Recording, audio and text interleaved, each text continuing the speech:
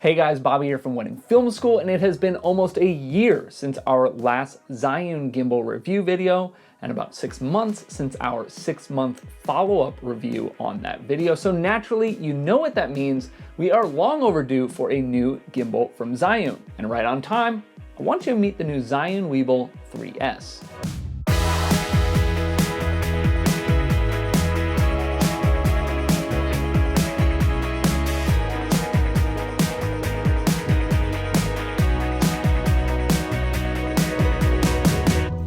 In this video, we'll be talking about what we like about this new stabilizer from Zhiyun, what we dislike, and our thoughts on using this specifically for wedding films. As always, we want to be clear that while this unit was provided to us to test, we were not paid for this review, and Zhiyun does not get to view this video before it goes live to all of you. But first, let's do a high-level overview. The new Weebill 3S follows the Weebill 3, and in a lot of ways is more of a half step than a whole new gimbal.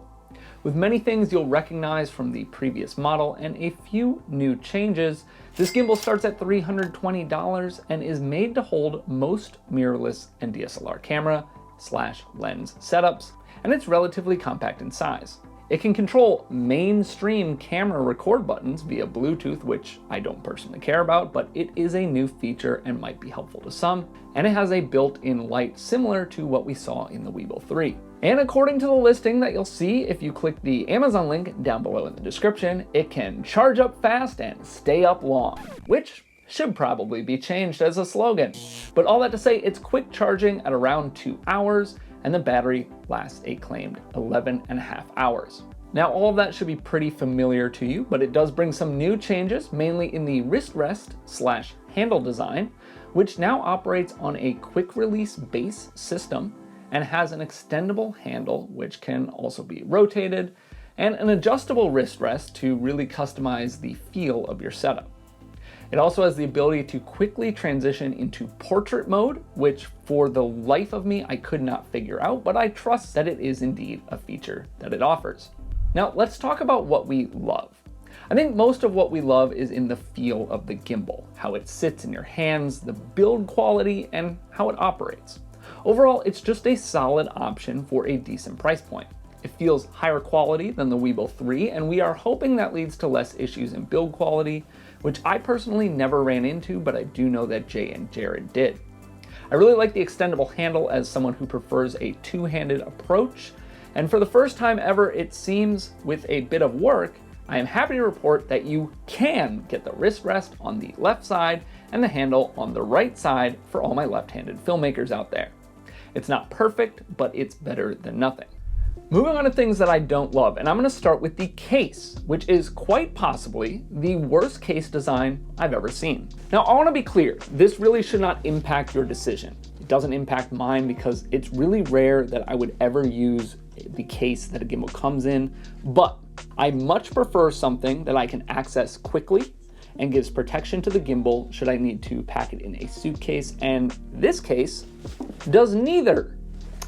But that's small, so let's move on. While most adjustments on the fly can be made with various types of latches that can be easily undone and re-secured, there are a few things, specifically the forward and back rotation of the extendable handle and the wrist guard that requires an Allen wrench, which really is not a realistic option at a wedding.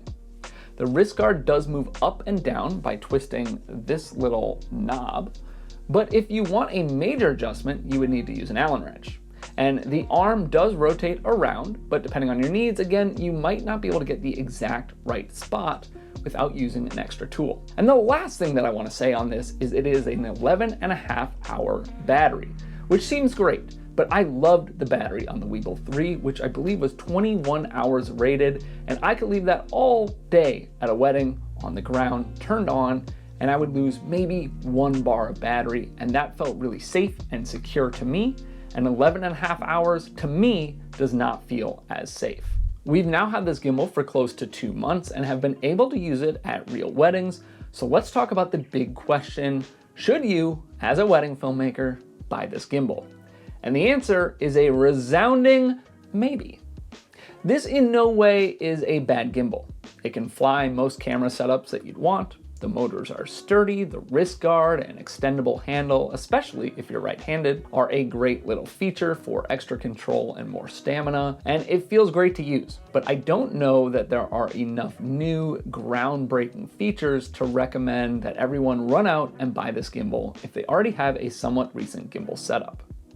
For wedding filmmaking, outside of the wrist guard and extendable handle, I don't think that any of the other features are really going to impact your films too much. So our opinion is that if you don't have a gimbal and are looking to get one, or maybe your gimbal is older and you're looking to upgrade anyways, then yes, this is a solid choice and should definitely be in consideration. But if you've already got the Webill 3 or maybe the DJI RS3 or something like that, then we probably recommend that you save your money for now. If you like this video, please hit that thumbs up button and follow along for more gear reviews, behind the scenes videos, live film reviews, our weekly podcast, and more here on Wedding Film School. Thanks so much for watching, and I'll see you in the next film.